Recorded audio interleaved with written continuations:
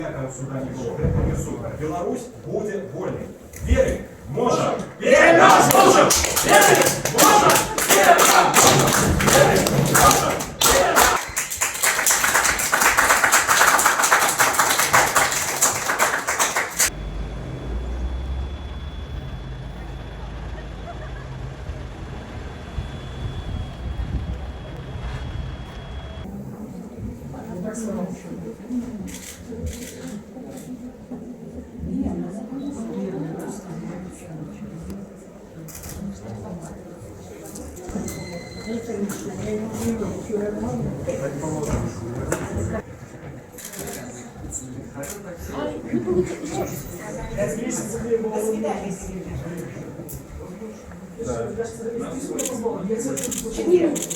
Привітання тати, привітання дітям, то все. А дядьки Колі, дядьки Саші, от усіх наших.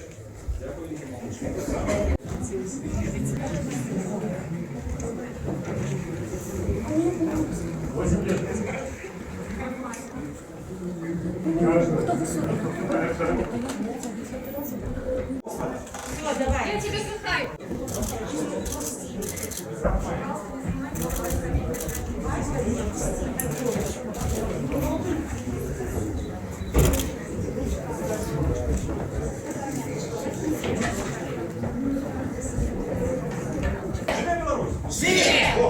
Я уверен, что граждане Республики Беларусь не позволят бандитствовать таракану в этой стране ни 5 лет, ни 7, даже несколько лет.